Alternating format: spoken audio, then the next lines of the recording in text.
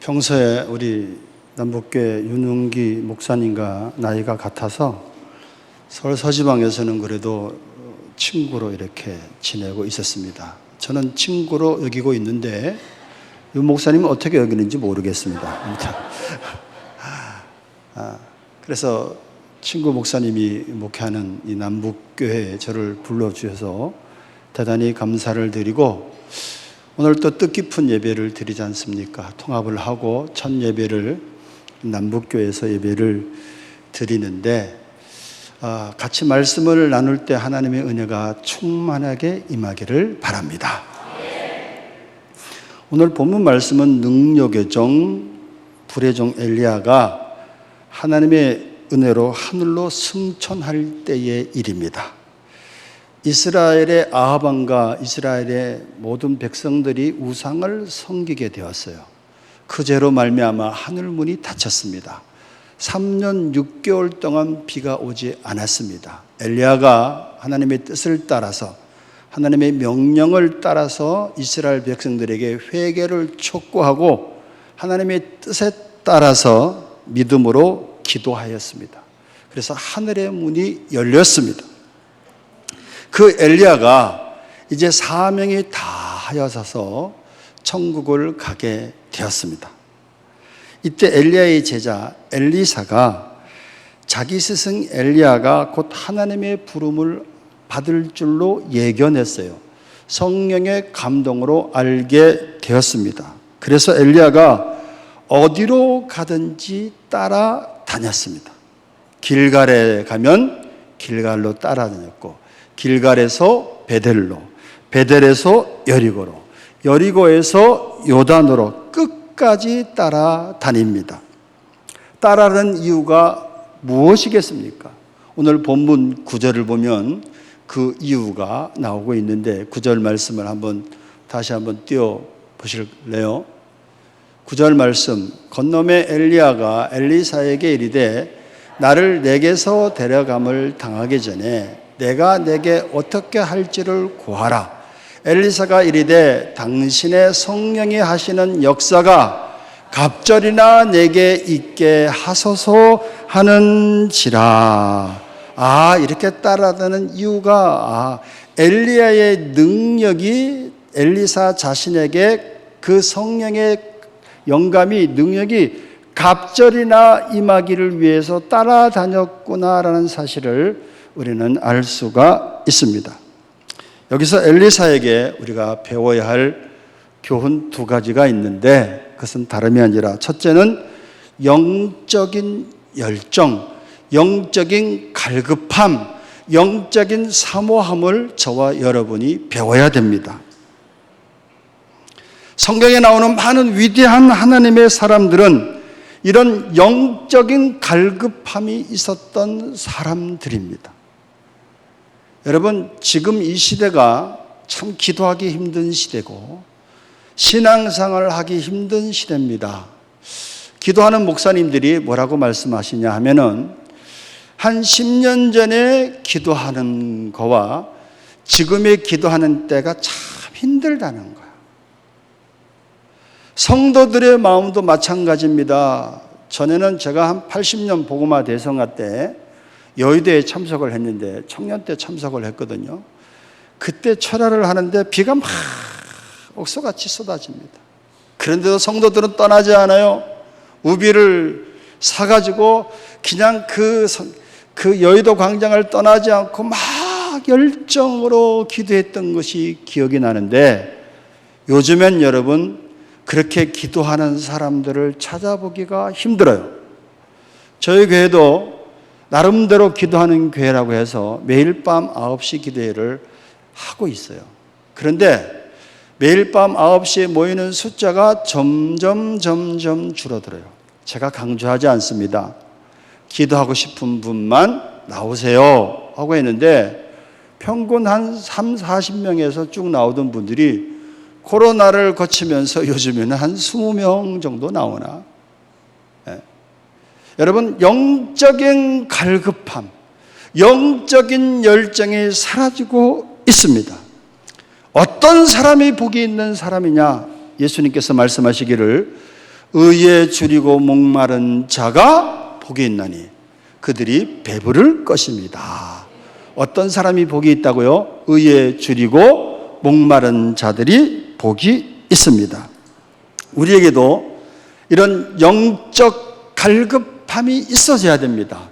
이런 영적 갈급함이, 영적 갈망이, 영적 열정이 회복되어야 될 줄로 믿습니다.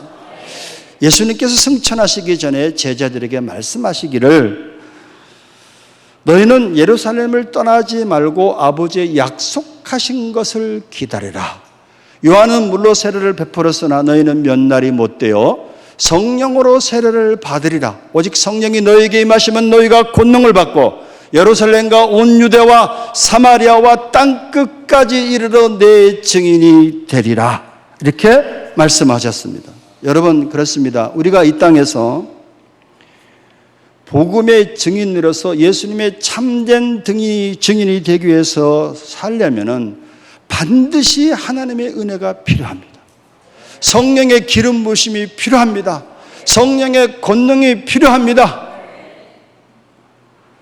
그러기 위해서는 주님, 제가 주님 없이 살 수가 없네. 구원도 하나님이 선물로 주신 것이지 내 힘으로 구원을 이루는 거 아니지 않습니까? 매일매일 하나님의 은혜가 없으면 저는 세상 사람들과 다를 바가 없는 삶을 살 수밖에 없습니다. 그러니 오늘의 필요한 은혜의 양식을 내게 허락하여 주시옵소서. 이 영적인 필요성을 느끼고 영적인 갈급함으로 하나님 앞에 기도할 때 하나님께서 하늘 문을 열어주시고 은혜를 주시는 줄로 믿습니다. 그런데 문제는 뭐냐 하면은 사람들이 점점 영적인 열정과 사모함이 없어져 간다는 말씀입니다. 왜 없어져 가느냐? 저는 오늘날 많은 사람들이 영적인 삶이, 영적인 일이 정말로 중요하구나라는 사실을, 그 필요성에 대해서 그 사실을 잊어먹기 때문이 아닌가, 모르기 때문이 아닌가라고 생각합니다. 먼저 제자들의 경우를 보면 제자들은 예수님께서 나를 따르라 라고 말씀하실 때 모든 것을 버려두고 예수님을 따랐습니다. 그런데 그 예수님이 십자가에 못 박혀 달려 돌아가셨을 때 그들은 그 꿈이 다 사라져 버렸어요. 그들은 절망과 두려움 속에 있었습니다. 예수님이 사흘에 부활하셔서 부활하신 예수님이 그들에게 나타나 보이셨고 그들을 위로하시고 책망하시고 다시 사명을 주셨습니다. 그때 제자들은 이제 예수님이 우리와 평생을 같이 하는구나라는 그런 소망을 가지고 있었어요. 그런데 예수님께서 성령을 기다려라 라고 말씀하신 다음에 그들이 보는 데서 예수님이 승천하시는 거예요. 멘붕이 온 겁니다. 멍하니 하늘을 쳐다보고 있을 수밖에 없었어요. 그때 천사들이 말하기를 갈릴리 사람들아 너희가 어찌하여 하늘을 쳐다보느냐.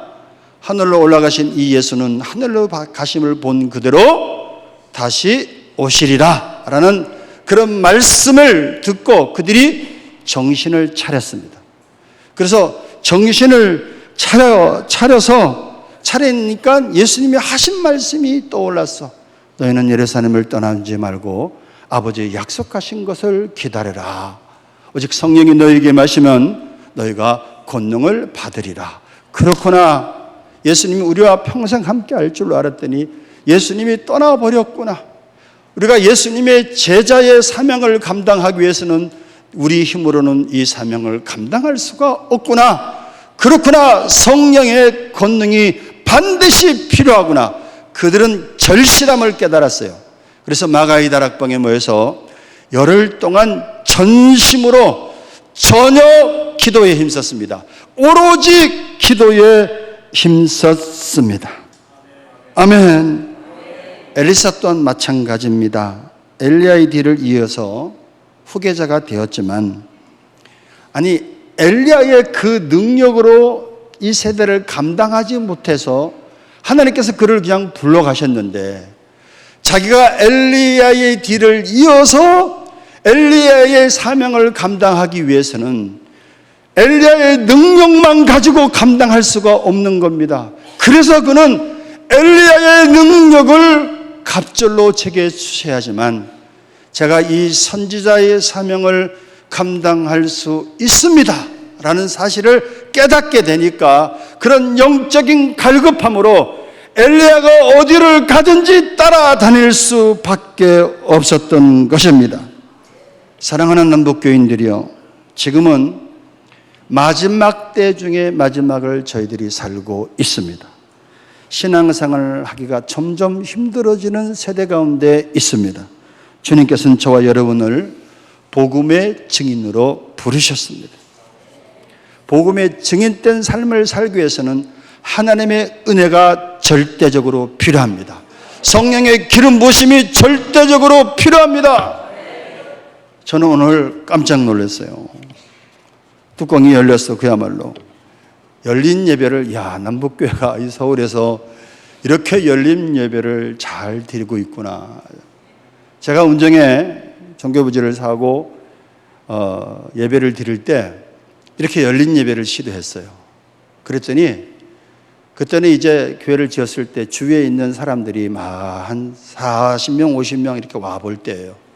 사람들이 이상한 교회 아니냐, 이단교회 아니냐, 더더구나 성결교회 이러니까, 그래서 제가 열린 예배를 딱 멈췄어요.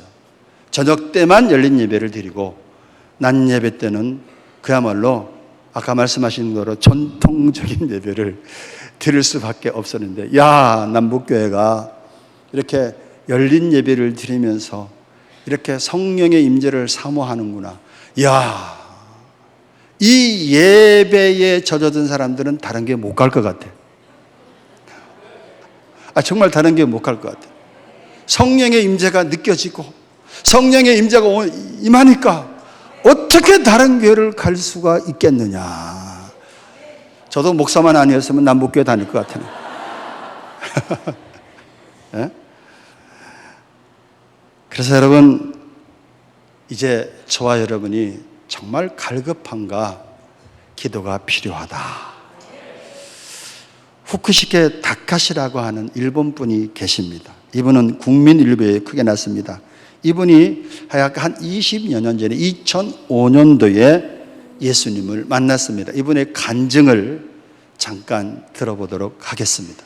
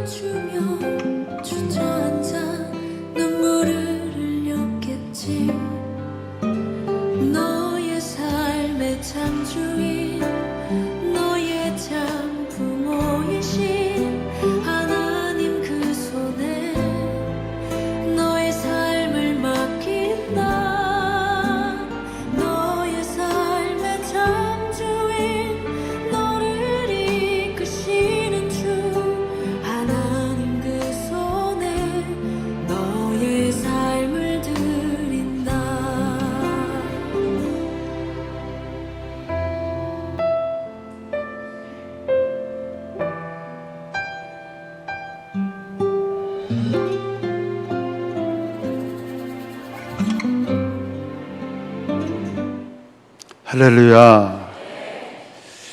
그리고 이 다카시가 기도하는 중에 이제 하나님의 음성이 들렸습니다. 이사야 41장 10절을 찾아라. 이사야가 뭔지도 모르는 분입니다. 이분은 성경 자체를 본 일도 없습니다. 우리 다 같이 합독합니다. 시작. 두려워하지 말라. 내가 너와 함께함이라. 놀라지 말라. 나는 내 하나님이 됨이라. 내가 너를 굳세게 하리라. 참으로 너를 도와주리라. 참으로 나의 의로운 오른손으로 너를 붙들리라. 여러분 신기하지 않아요? 그리고 하나님께서 말씀해 주셨답니다. 한국교회에 대해서도. 한국교회는 예배만 드리지 빛깔이 흐려져 있습니다. 나일론 교인들이 많다는 거예요. 여러분, 내가 나일론 교인이면 회개하셔야 됩니다. 오늘날 너무나 많은 그리스도인들이 교회를 구경하는 기분으로 옵니다. 예배를 구경합니다. 찬양을 구경합니다. 교회를 올 때도 주인이 아니라 손님으로 옵니다. 왔다가 예배 보고 구경하고 가는 것입니다. 아니 자기가 주인인데 손님처럼 다니고 있는 사람들이 의외로 많다는 얘기죠. 자신이 주인공인데 다른 사람이 나오기를 기다리고 있는 것이죠. 자기는 항상 조연이나 엑스트라로 있고 주연이 되기를 원치 않습니다. 이것이 문제다라는 말씀입니다. 사랑하는 남북교인들이여, 예수님은 저와 여러분을 무리로서 부른 게 아니라 제자라서 불렀어.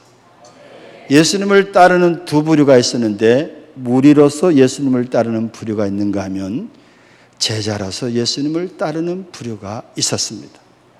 근데 예수님은 저와 여러분을 무리로서 부른 거 아닙니다.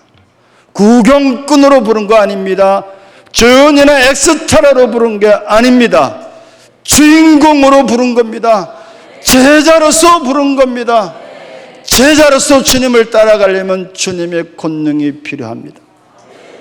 이런 영적 사모함을 가지시고 이 시대의 주인공이 되시기를 주님의 이름으로 축원합니다. 남북교회는 오늘 보니까 예배를 구경하는 분이 아니라 예배를 드리는 사람들이 많은 것 같아서 얼마나 감사한 줄 모릅니다. 여러분, 우리는 예배 보러 가는 거 아니에요. 예배 드리러 가는 겁니다. 기도 드리러 가는 겁니다. 찬양 드리러 가는 겁니다.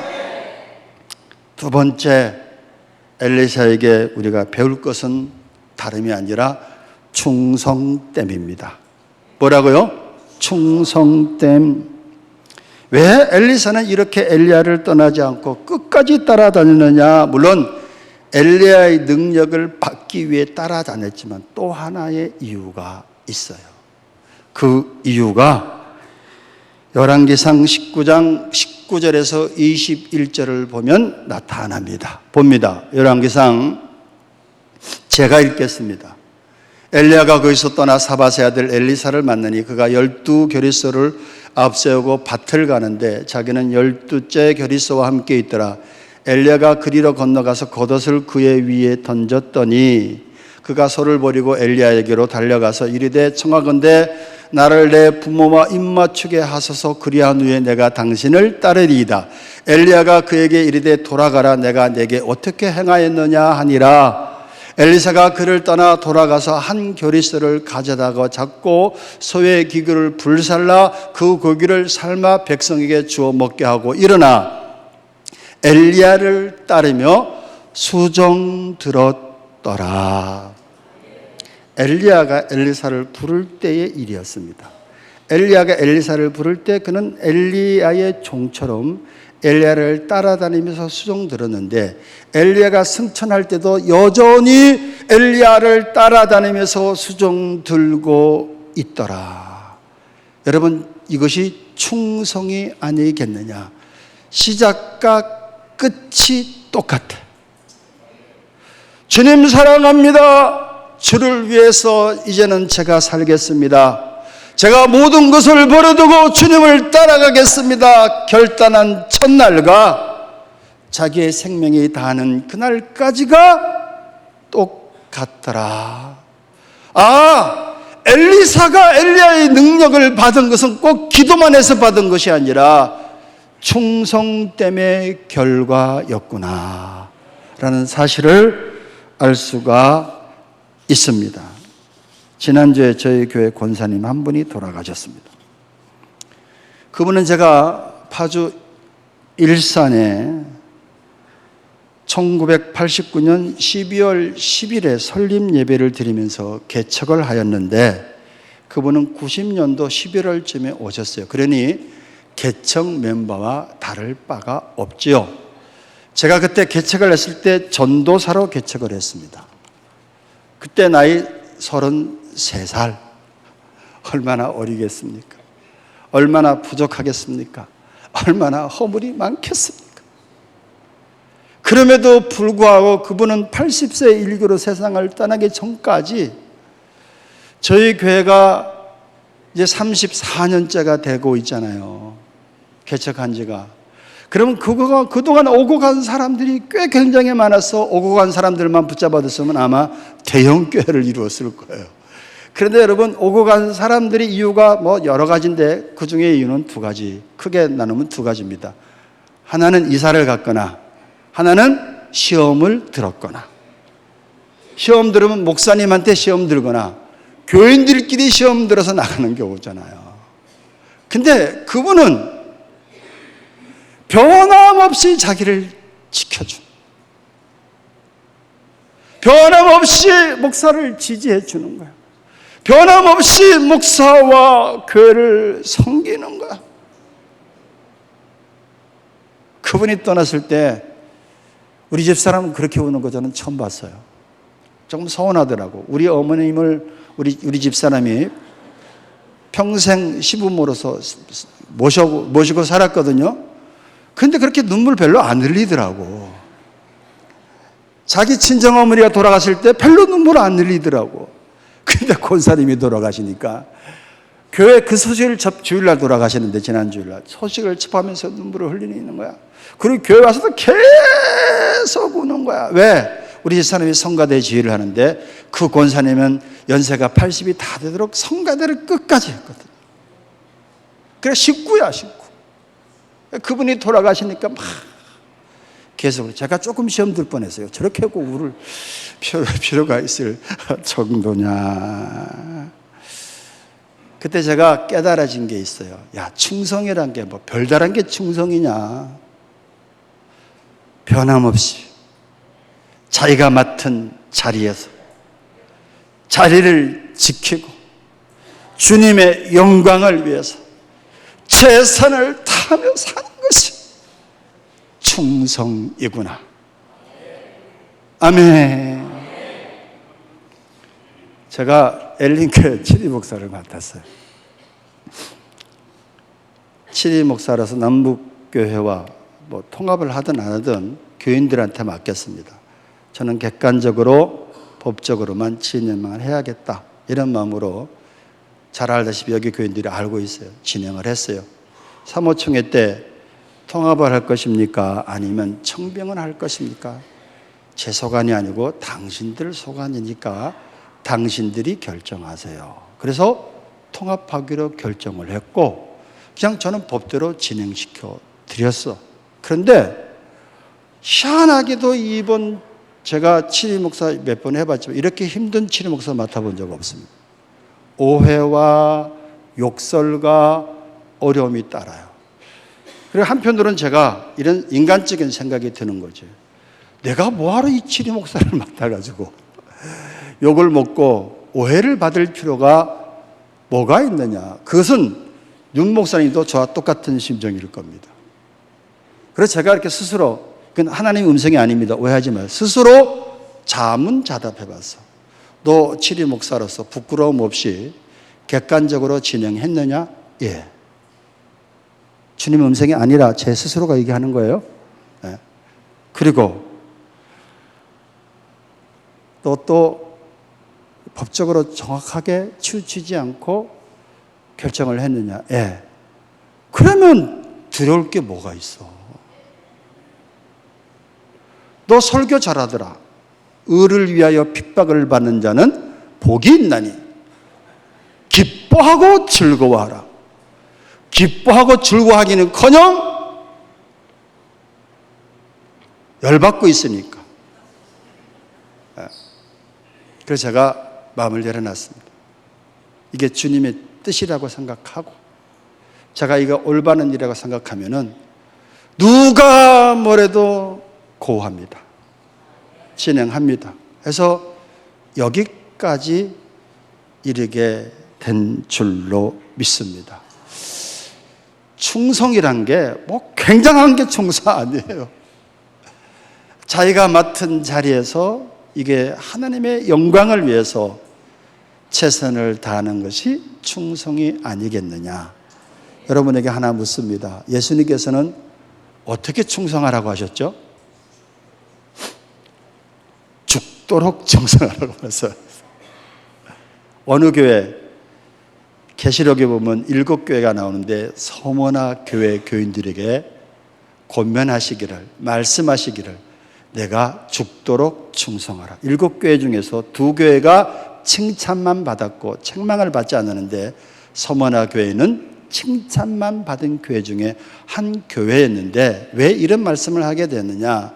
서머나 도시는 황제 숭배를 하는 도시였습니다. 모든 시민은 매년 로마 황제 가이사를 섬기는 제단에 가서 충성의 맹세를 해야 했습니다. 가이사는 나의 주님이십니다.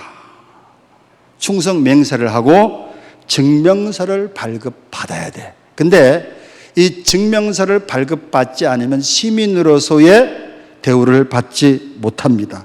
여러 가지 불이익을 당합니다. 증명서가 없으면 집을 사거나 취직할 수가 없었습니다. 증명서가 없으면 경제적으로 살아가기가 힘들었습니다. 궁핍했습니다. 그러나 서머나 교인들은 이에 굴하지 않았습니다. 로마 황제 가이사가 나의 주님이 아니야. 나의 주님은 예수님이야. 나는 주님의 이름을 배반할 수가 없어. 그들은 경제적인 혜택 버렸습니다. 핍박과 그런 환난이 다가왔습니다. 그러나 고난을 선택했습니다. 이뿐만이 아닙니다. 그 당시의 교인들은 그리스도인이라는 한 가지 이유, 예수 믿는 것이라는 한 가지 이유 때문에 삶의 터전을 잃었습니다. 가족을 잃었습니다. 모든 공적에서 추방당했습니다. 심지어 목숨까지 잃게 되었습니다. 그래도 그분들은 주는 그리스도시요 살아계신 하나님의 아들입니다. 예수님만이 나의 구원자입니다.